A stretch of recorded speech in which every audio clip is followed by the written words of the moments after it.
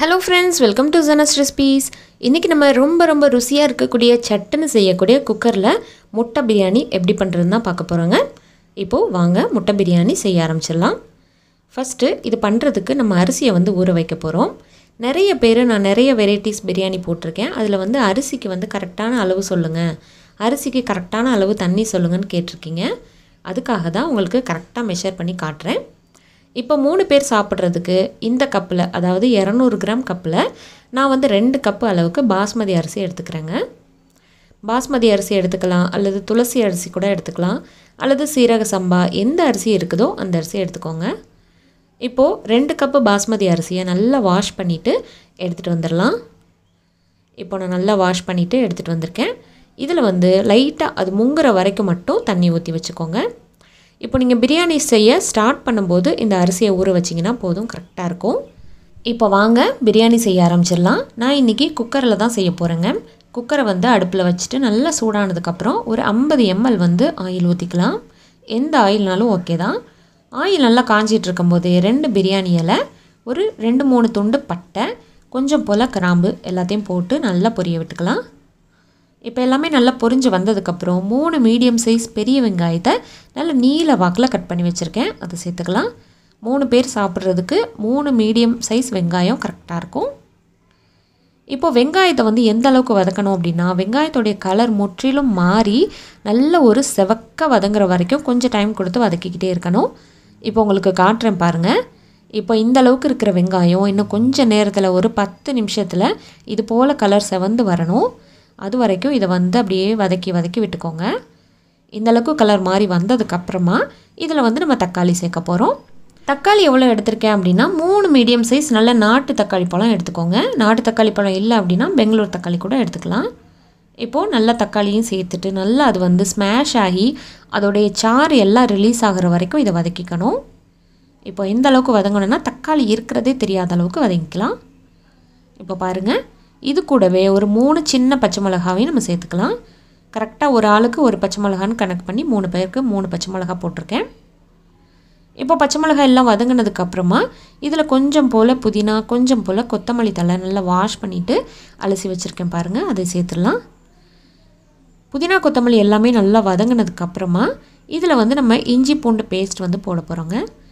இஞ்சி பூண்டு பேஸ்ட் பார்த்திங்கன்னா ஒரு டேபிள் ஸ்பூன்லேருந்து 1.5 டேபிள் ஸ்பூன் வரைக்கும் கூட போட்டுக்கலாம். நான் இந்த ஸ்பூனில் ஃபுல்லாக ரொம்புற வரைக்கும் எடுத்து போட்டிருக்கேன். இஞ்சி பூண்டு போட்ட உடனே லைட்டாக அடி பிடிக்கிற மாதிரி இருக்கும். அடுப்பை வந்து கொஞ்சம் சிம்மில் வச்சுக்கிட்டு நல்ல பச்சை வாசனை போகிற வரைக்கும் வதக்கிக்கணும். இப்போ பாருங்கள், இஞ்சி பூண்டு லைட்டாக அடி பிடிச்ச மாதிரி இருந்துச்சு இல்லையா, நான் இந்த நேரத்தில் சிம்மில் தான் வச்சுருந்தேன். இப்போ இதோடைய பச்சை ஸ்மெல் எல்லாமே போனதுக்கப்புறமா இதில் வந்து நம்ம ஒரு 50 ml வந்து நல்லா புளிக்காத தயிர் வந்து சேர்த்துக்கணும். தயிர் வந்து புளிச்ச மாதிரி இருந்துச்சுன்னா உங்களுக்கு சாதம் வந்து கொஞ்சம் புளிச்சிரும். அதனால் புளிக்காத தயிர் யூஸ் பண்ணிக்கோங்க. உங்களுக்கு புளிப்பு டேஸ்ட்டு பிடிக்கும் அப்படின்னா நீங்கள் வந்து புளிச்ச தயிர் கூட யூஸ் பண்ணிக்கலாம். தயிர் கண்டிப்பாக சேர்க்கணுங்க. இப்போது தயிரெலாம் நல்லா வதங்கினதுக்கப்புறமா இதில் கொஞ்சம் போல் ஒரு 1/4 ஸ்பூன் அளவுக்கு மஞ்சள் தூள் சேர்த்துக்கோங்க. 1 டேபிள் ஸ்பூன் அளவுக்கு மிளகாய் தூள் சேர்த்துக்கலாம். நம்ம பச்சை மிளகாய் வேறு சேர்த்துருக்குறோம். மிளகாய் தூள் சேர்த்ததுக்கப்புறமா இதில் வந்து உப்பு, இந்த பிரியாணிக்கு தேவையான அளவுக்கு உப்பு வந்து இப்போவே போட்டுக்கலாம். 1 டேபிள் ஸ்பூன் ஃபுல்லாக நான் உப்பு போட்டிருக்கேன். உங்களுக்கு இன்னும் கொஞ்சம் உப்பு போடணும் அப்படின்னா உங்கள் சுவைக்கு ஏற்ற மாதிரி நீங்கள் வந்து கூடவோ குறைச்சோ போட்டுக்கலாம். இப்போ மறுபடியும் இது எல்லாத்தையும் நல்லா வதக்கிக்கணும். இப்போ பாருங்கள், நல்ல கிரேவி டெக்ஸ்சர் வந்துருச்சு. இதில் வந்து மறுபடியும் 1 ஸ்பூன் அளவுக்கு பிரியாணி மசாலா நான் சேர்த்துக்கிறேன். பிரியாணி மசாலா பார்த்திங்கன்னா நம்ம நார்மலாக வீட்டில் அரைக்கிற பிரியாணி மசாலா. நம்ம சேனல்லே பார்த்திங்கன்னா ஆல்ரெடி பிரியாணி மசாலா எப்படி பண்ணணும் அப்படின்னு சொல்லி வீடியோ போட்டிருக்கோம். விருப்பம் இருந்தால் செக் பண்ணி பார்த்துக்கோங்க. இப்போ எல்லாத்தையும் சேர்த்து வதக்குனதுக்கப்புறமா இப்போ நம்ம அரிசிக்கு வந்து தண்ணி அளந்துக்கலாம். நான் ஏற்கனவே காமிச்ச மாதிரி 2 கப்பு வந்து நம்ம அரிசி எடுத்துருந்தோம் இல்லையா. இப்போது 2 கப், அதாவது ஒரு கப்புக்கு பார்த்திங்கன்னா 2 கப்பு தண்ணி ஊற்றணும். இப்போ நான் 2 கப்பு அரிசிக்கு 4 கப்பு தண்ணி ஊற்றிக்கலாம். இதுதான் கரெக்டான மெஷர்மெண்ட். இதை விட குறைச்சி ஊற்றினீங்கன்னா உங்களுக்கு ரொம்ப அரிசி வந்து வேகாமல் ரொம்ப ஒரு மாதிரி முளைச்சி நிற்கும். அதனால் 2 கப்பு அரிசிக்கு 4 கப்பு கரெக்டாக இருக்கும். நான் 4 கப்பு அளந்துக்கிறேன். இப்போது 4 கப்பு அளந்து வச்சுருக்கிறத நம்ம இப்போ இந்த கிரேவியில் வந்து டைரெக்டாக சேர்த்துக்கலாம். இந்த அளவுக்கு நல்ல கிரேவியாக வரணும், அப்போ தான் உங்களுக்கு பிரியாணி டேஸ்ட்டாக இருக்கும். இப்போ நான் 4 கப்பு தண்ணி அளந்து வச்சுருக்கிற அரிசியை இதில் போட்டுட்டு நல்லா இதை ஒரு வாட்டி மிக்ஸ் பண்ணிக்கலாம். இதிலே பார்த்திங்கன்னா உங்களுக்கு உப்பு காரம் எல்லாமே தெரிஞ்சு போயிடும். எப்போவுமே உப்பு வந்து இந்த மாதிரி கிளறும்போது கொஞ்சம் சுருக்குன்னு இருக்கிற மாதிரி பார்த்துக்கோங்க. அப்போ தான் உங்களுக்கு சாதம் வெந்து வரும்போது உப்பு கரெக்டாக இருக்கும். இப்போ இந்த அளவுக்கு கொதி வந்ததுக்கப்புறமா அடுப்பை வந்து கொஞ்சம் மீடியமில் வச்சுட்டு இதில் வந்து முட்டை சேர்த்துக்கலாம். நான் இன்றைக்கி அவிச்ச முட்டை 3 முட்டை எடுத்திருக்கேன். இது போல் லைட்டாக கீரல் போட்டுக்கோங்க. அப்போ தான் இந்த சாறு எல்லாமே முட்டைக்குள்ளே இறங்கும். இப்போ 3 முட்டையை மேலாப்பில் சேர்த்து விட்டுட்டு குக்கரை வந்து மூடி போட்டுட்டு 2 விசில் விட்டுறலாம் ஃப்ரெண்ட்ஸ். கரெக்டாக 2 விசில் கழிச்சிட்டு நீங்கள் அடுப்பை அமர்த்திக்கணும். இப்போ நான் 2 விசில் வச்சுட்டு அடுப்பை அமர்த்திட்டேன். நல்லா தம்மெல்லாம் அடங்கினதுக்கப்புறம் இப்போ திறந்து பார்க்கலாம். பாருங்கள், சூப்பராக வெந்து வந்திருக்குது. முட்டை எல்லாமே நல்லா உள்வாங்கி நல்லா வந்திருக்குது.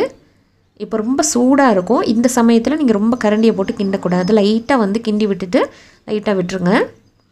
இப்போ நம்ம சுட சுட முட்டை பிரியாணி ரெடி ஆகிடுச்சு. இதை சுட சுட சர்வ் பண்ணிக்கலாம். இது கூட தொட்டுக்கிறதுக்கு பார்த்தீங்கன்னா வெங்காயம் போட்டு ரைத்தா சாப்பிட்டுக்கலாம், அல்லது ஏதாவது கிரேவி கூட வச்சு சாப்பிட்டுக்கலாம். ரொம்ப ரொம்ப டேஸ்ட்டாக இருக்கும். இதே பக்குவத்தில் நீங்களும் முட்டை பிரியாணி செஞ்சு பார்த்துட்டு சாப்பிட்டு பார்த்துட்டு எப்படி வந்துச்சுன்னு சொல்லுங்கள். இந்த ரெசிபி பிடிச்சிருந்துச்சுன்னா லைக் பண்ணிவிட்டு ஷேர் பண்ணுங்கள். மறக்காமல் நம்ம சேனல் ஜனாஸ் ரெசிபியாக சப்ஸ்கிரைப் பண்ணி வச்சுக்கோங்க. பக்கத்தில் வரக்கூடிய பெல் ஐக்கானை மறக்காமல் கிளிக் பண்ணிக்கோங்க. ஃபேஸ்புக்லேயும் நம்ம சேனல் ஜனாஸ் ரெசிபியாக ஃபாலோ பண்ண மறக்காதீங்க. தேங்க்யூ. தேங்க்ஸ் ஃபார் வாட்சிங்.